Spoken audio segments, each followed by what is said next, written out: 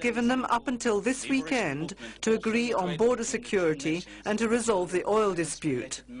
If no such agreement is reached, the United Nations threaten Khartoum and Juba with sanctions. Attacks in Nigeria following the broadcast over the internet of the anti-Islam film produced in America.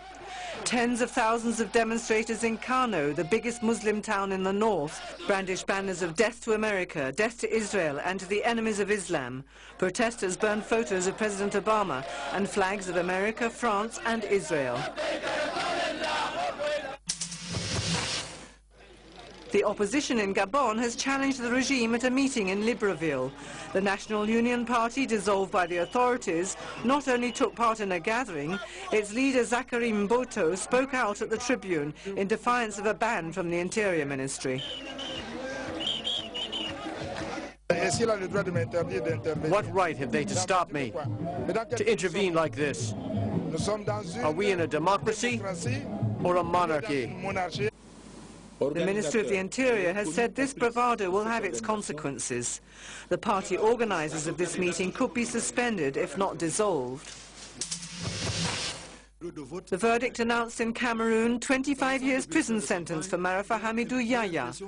This former Cameroon minister has been sentenced for corruption, accused of diverting $29 million earmarked in 2001 for a presidential airplane. Yves-Michel Fotso also gets 25 years.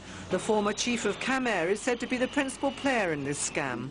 All those condemned have to pay more than 21 billion FCFA in damages to the state of Cameroon. The Malian Defense Minister, Musa Camara, has given approval to ECOWAS to deploy troops to the country, including the capital Bamako. This was the main sticking point in the deal that could see 3,000 ECOWAS soldiers deployed to the country to help recapture the rebel-held north and secure state institutions in the capital. The deal comes as Mali celebrates its 52nd independence anniversary. On Saturday, Mali's Defense Minister Musa Camara met with acting president of ECOWAS, Alassane Ouattara, in Abidjan to discuss military intervention in northern Mali. Camara said that the deployment of troops in the capital Bamako was possible as long as it was done with discretion. Mali's president had earlier asked ECOWAS for military assistance but made it clear that active military forces would not be needed in Bamako. Now, though, Mali is ready to accept ECOWAS forces in the capital. We agree that ECOWAS deploys forces in Mali with all the structures that go along with that. However, in the interest of the operation, this must be done with discretion. Under the new plan, Bamako will serve as a logistics base for ECOWAS forces as they try to retake control of the north, which is occupied by Islamic groups with links to Al-Qaeda in Islamic Maghreb. But Saturday's announcement provoked mixed reactions from Malians in the capital, Bamako. The discreet arrival of ECOWAS in Bamako, that will help us take back the north.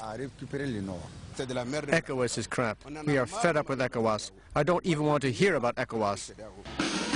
The new agreement between Bamako and ECOWAS comes as Mali marks 52 years of independence. Celebrations were low-key for the anniversary, which interim President Diankounda Traoré presided over. On Friday, on the eve of the anniversary, Traoré said again that he was willing to negotiate with the Islamic groups in the north, but said that the government would go to war if left with no other option.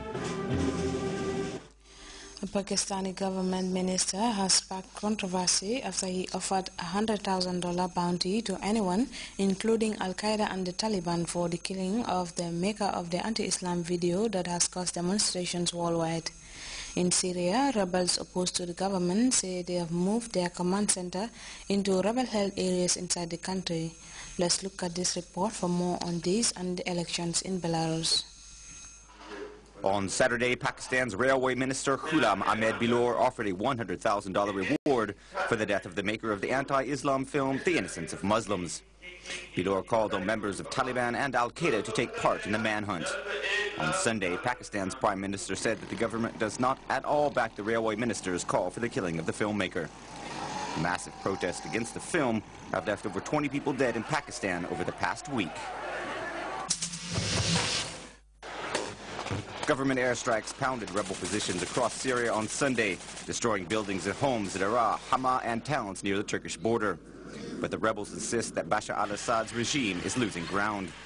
On Saturday, the Free Syrian Army announced that it had moved its command center from Turkey to rebel-held areas inside Syria. The conflict in Syria will be at the center of talks at the United Nations General Assembly next week. And on Monday, UN Arab League peace envoy Lakhdar Brahimi will address the UN Security Council on the situation.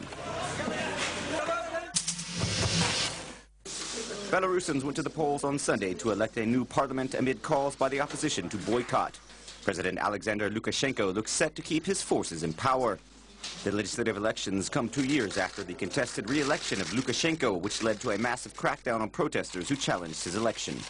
Lukashenko has led the country with an iron fist since 1994, and he faces economic sanctions by the U.S. and the European Union.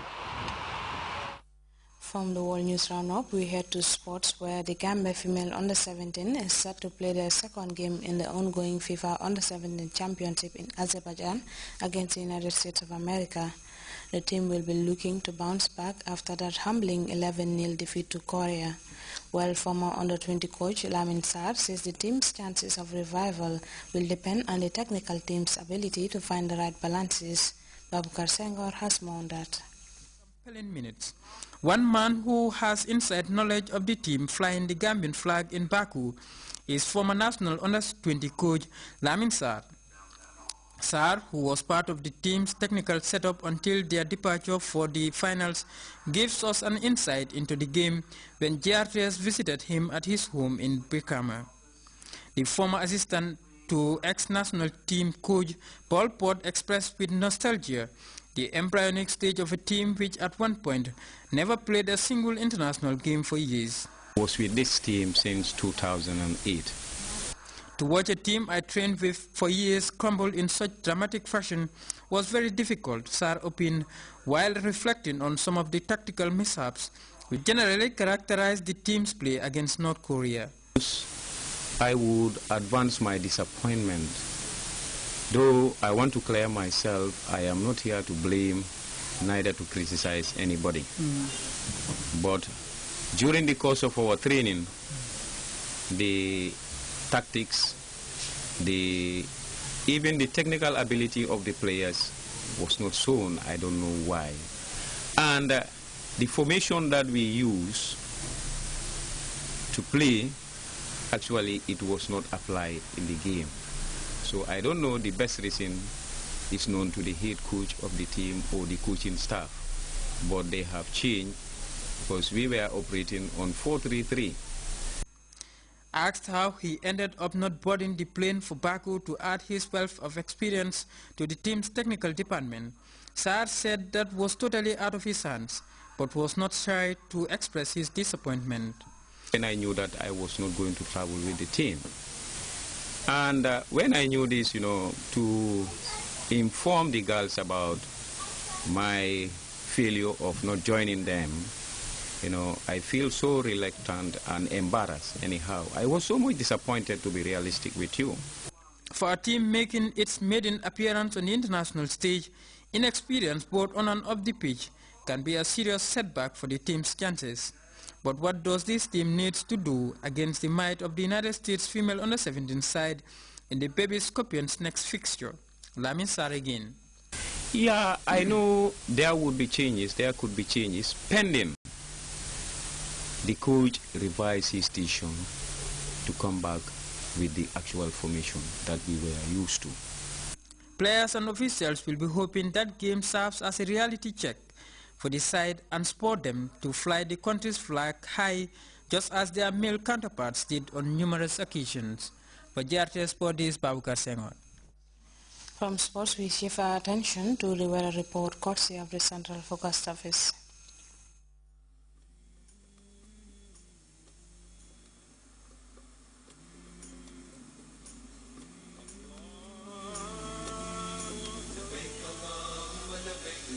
Oh yes, you can drive your way there with the Elton to Mecca Japale Kafo promo. The Hajj is possible. Stay loyal or become a member of the Elton Japale Kafo today and enjoy the double take. Because every time you fill your tank at any of our Elton stations, you get a chance to be in our monthly raffle draw.